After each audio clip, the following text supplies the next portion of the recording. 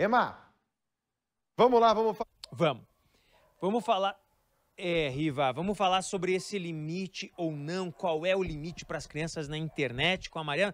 Bom, voltando então ao assunto, Mariana, os pais que estão em casa, criançada que aparecer no YouTube, no Facebook, quer tirar foto, agora com esses celulares bons, o que falar para essas crianças afinal?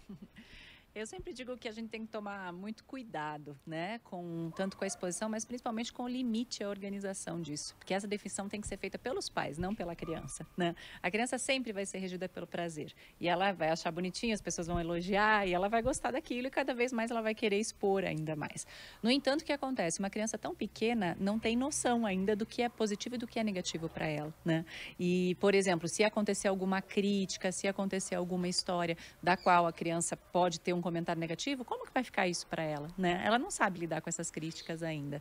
E lugar de criança é brincando, né? Então, que nem o Felipe falou, aquele menininho, né? Exatamente. É preferível que a criança brinque do que fique postando coisas, do que fique se exibindo aos outros, né? Então, os elogios a gente tem que tomar muito cuidado também, porque às vezes a criança, ela incorpora aquele elogio que ela recebe e se em determinado momento da vida ela não conseguir trabalhar com esse elogio, como que vai ser a frustração, né? Exatamente.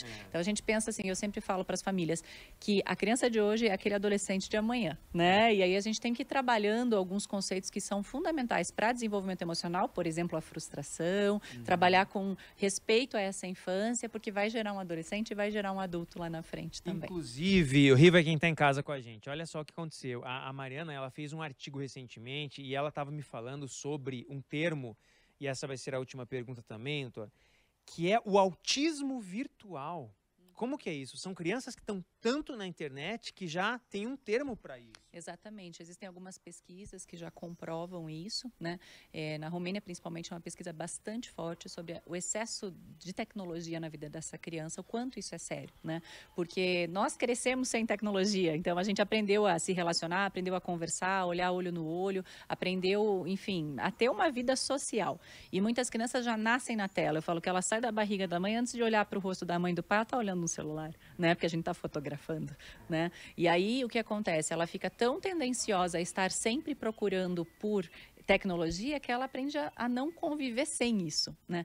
E a prioridade, claro que a gente não está num mundo do qual não existe tecnologia, não estou dizendo isso, mas a gente principalmente tem que aprender a se relacionar na vida real. E quando você tem crianças que ficam desde a manhã até o sono com tecnologia, elas não olham olho no olho, elas não se relacionam, elas começam a não responder e por isso tem esse termo chamado autismo virtual. Então a tendência, assim, das famílias, a nossa orientação sempre é o mínimo possível, né? Preferencialmente só final de semana, 1, 2 horas por dia. Específico Exatamente. Ali. Tá aí algumas dicas fundamentais, valiosas.